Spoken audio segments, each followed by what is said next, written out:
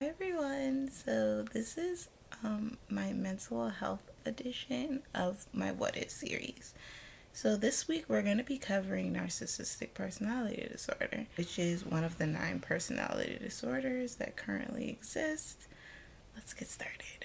So what is Narcissistic Personality Disorder?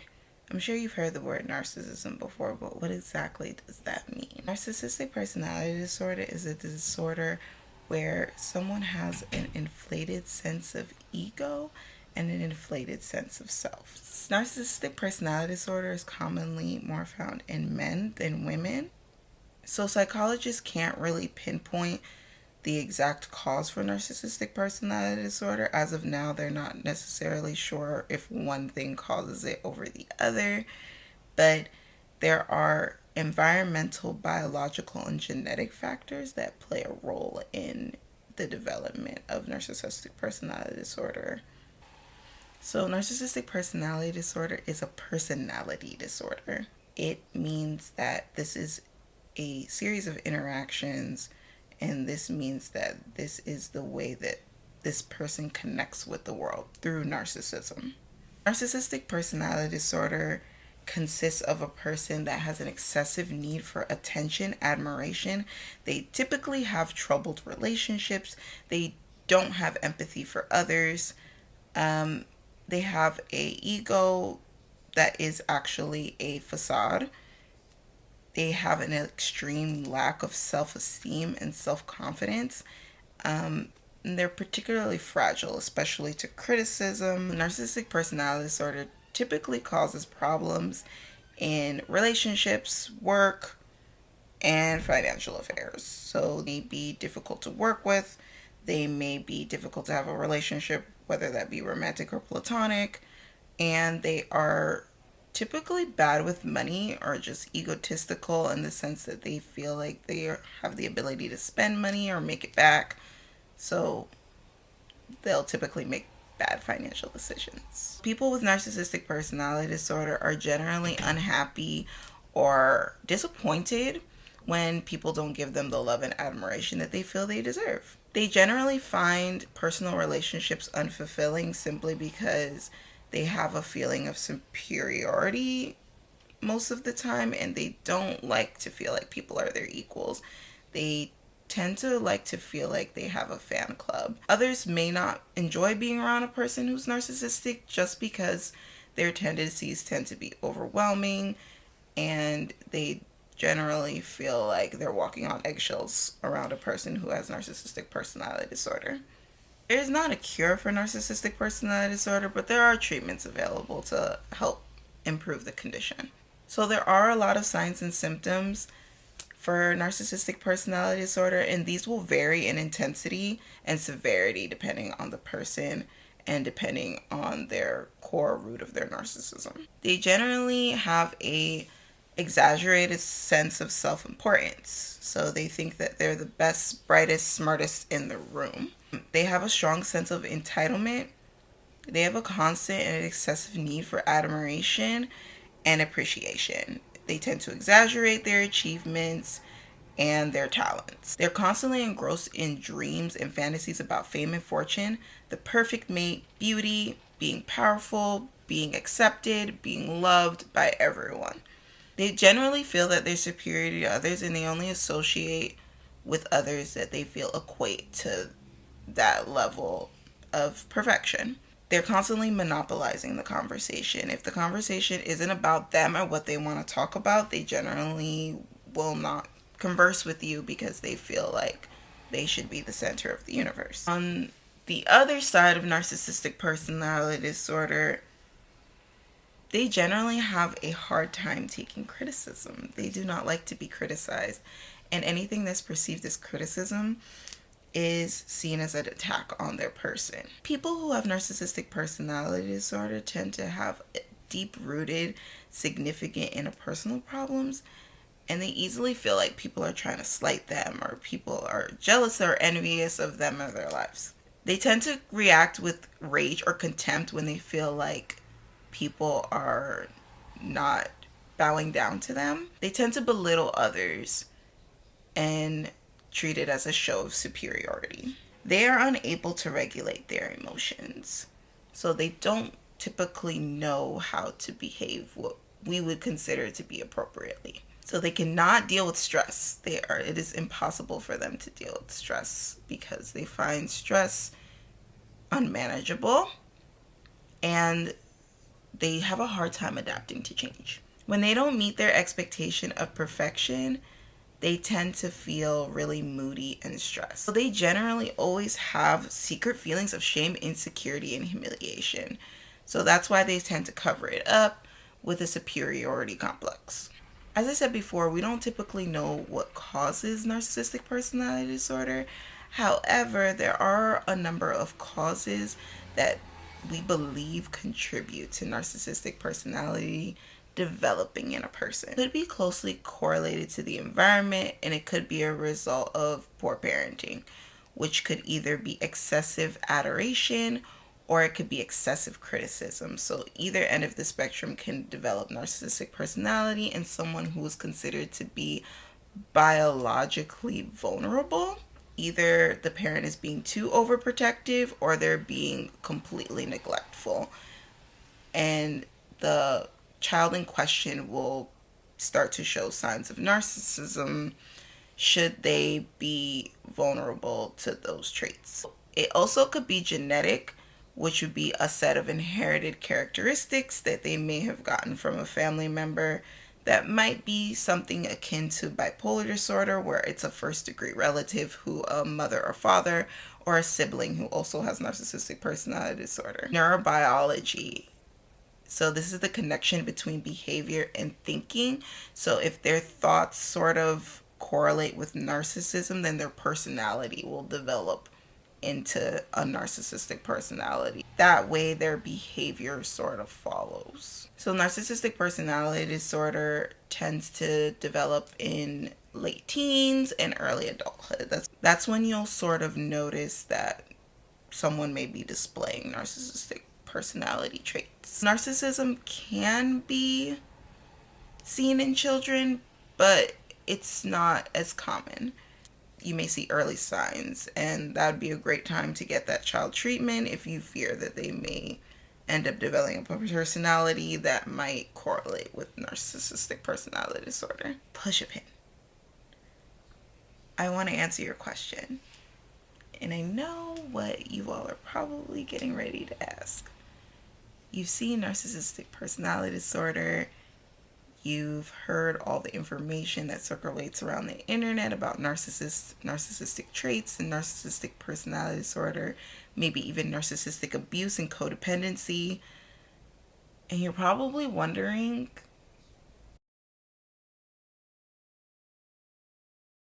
so I want to answer your question, and the answer is yes, a narcissist can get better. Will they completely get rid of their narcissistic traits? That's up to the individual, but yes, a narcissist can improve. So narcissistic personality disorder is a personality disorder. So think of a personality as a series of interactions that you have with even yourself and others. So these are interactions, these are tendencies that people may have. We all know about introverts and extroverts and maybe ambiverts. So like personality traits. And when you think about it, can a person become more introverted or can a person become more extroverted? That's possible, right? So it is possible for a person to dial back their narcissistic traits. Similarly, a person can improve their interactions and their patterns and tendencies over time. It is possible. So I do want to know, it is difficult for a narcissist to change because a personality are enduring features that typically last over time. A narcissist doesn't ever want to be vulnerable. So they view vulnerability as a weakness.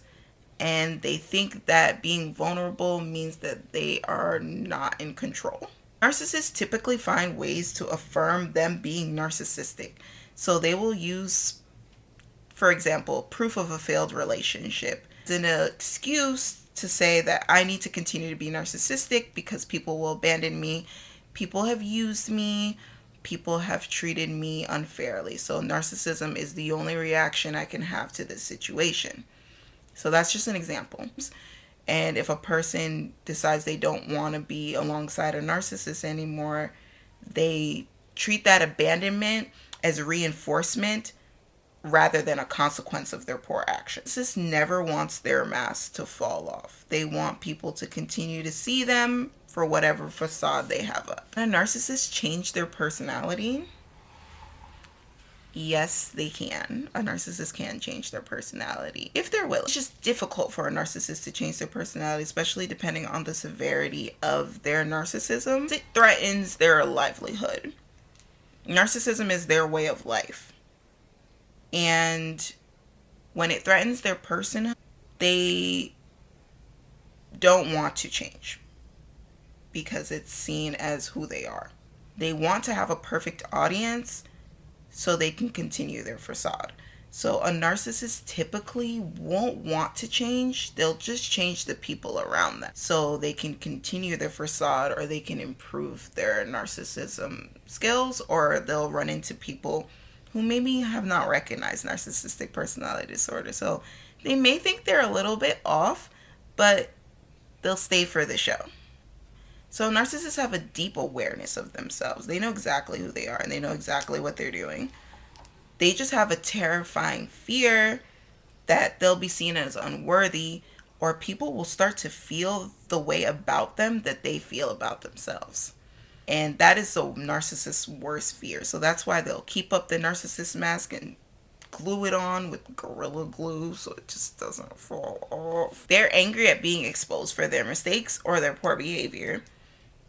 And that causes them to redouble their efforts to committing to the safety that they know is narcissism. So they don't sadly realize that this mask or this sort of facade of narcissism that they have on is what invites abandonment, and it's what causes this fear of rejection to sort of amplify, and it also is what causes people to not want to be around them in the first place.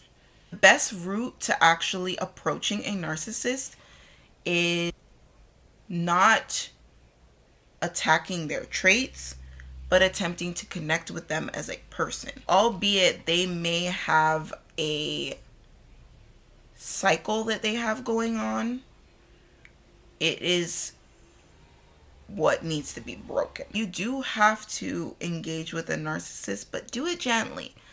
Very, very gently. You have to connect with them as a person. Not connect with their fervent methods of control, their ability to blame, distance from you, their gaslighting abilities. So you have to introduce them, albeit gently, to a different version of intimacy where they can be loved and admired. Genuinely. Not this facade that they like to keep up, but genuinely connect with them and love them for who they are, not who they pretend to be. So you have to sort of dig deeper, or if you can, try to dig deeper into who they are truly as a person and sort of quell their insecurities that they have swirling around in their head. With that being said, there are treatments available for a person who is experiencing narcissistic personality disorder. Now, there is no direct cure, and there may be a dual diagnosis. They may be struggling with other things that may inflate their narcissism, or other sort of problems that may exacerbate their narcissism. So they may be involved in drugs, or they may have concurring diagnoses like bipolar disorder, anxiety, eating disorders, etc. The most effective treatment for a narcissist is psychotherapy. So in psychotherapy, a person who is narcissistic tends to not know how to engage with people naturally. They will tend to feel like they're better than everybody else. They'll tend to feel like they have fans, not friends. And they definitely don't want to see you as an equal. In psychotherapy, they will learn how to normally relate to others and see people as people. Right, moving up. And they'll learn not to demean people or go on ego trips where they have to feel like they're more superior than everybody else. They'll learn to understand what it feels like to be in constant competition with others.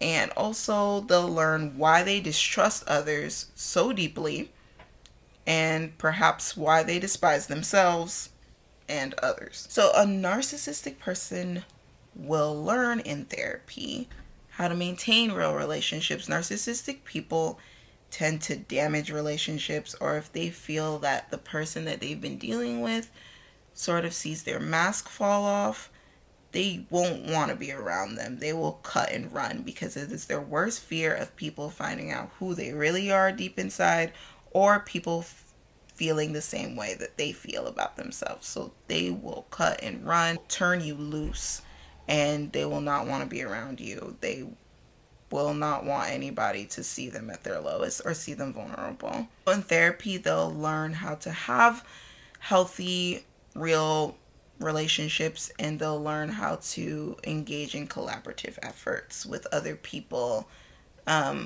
outside of their personal relationships. In therapy, they will also learn how to address potential issues that threaten their self-esteem. And they'll learn how to tolerate criticism, failure, and just their thoughts and feelings about themselves and others.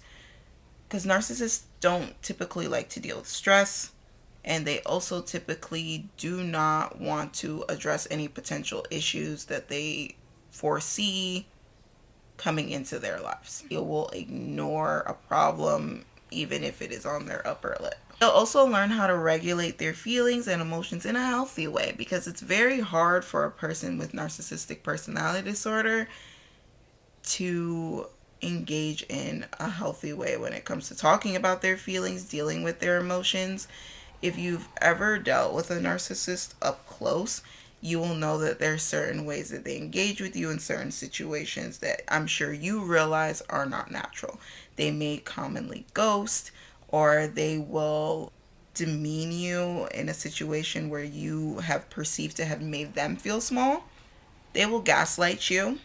They will also take into account your vulnerabilities and try to use them against you.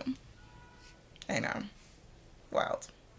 They will learn to have healthy goals, and they will also accept what's attainable, and they will learn about a healthy way to engage with life. And so a narcissist has grandiose goals.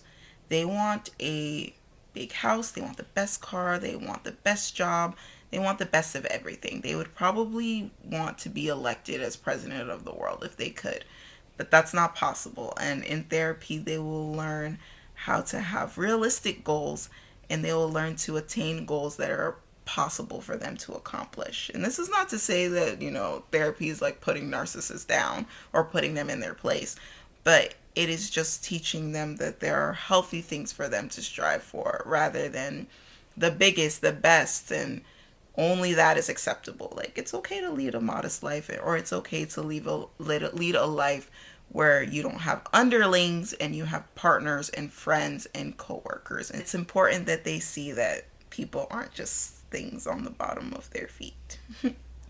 Short-term therapy just simply addresses the crisis that they may have in their life currently, or past trauma that they may be dealing with, and it may be bottled up inside them, and addressing that immediately. Or it can also be long-term, which means that it can also be long-term, which means that they will continually learn new coping methods, and they'll also learn to continually learning to relate to people. They can also engage in group or family therapy, where they can meet their family members, friends, and other people who may be experiencing narcissistic personality disorder halfway. And they can learn how to engage with people appropriately. Also, their family members, friends, and others can learn how to properly know more about narcissistic personality disorder and what exactly it entails.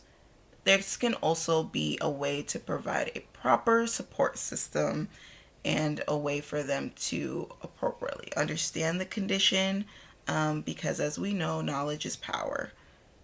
So them learning about the condition is the best way for them to be able to relate to the person who may be dealing with narcissistic personality disorder. So, with that being said, that's a lot, but if you can go and sort of relate to a narcissist or sort of help them become better people, I implore you to do that. So if you can meet with a narcissist and sort of like get them out of their own grappling hold of just ridiculous standards and expectations, I would behoove you to do that. But again, dealing with a narcissist can be very exhausting, simply because of their inferiority complex. So don't kill yourself trying to get them help or make them understand that their world view isn't necessarily realistic. But again, this is a disorder that you have to deal with extreme baby steps, because it's very easy for a narcissist to either cut you off or feel that you are just too expensive to keep in their life and they don't want to pay any emotional taxes to you to keep you around, especially if you're making them feel bad about themselves.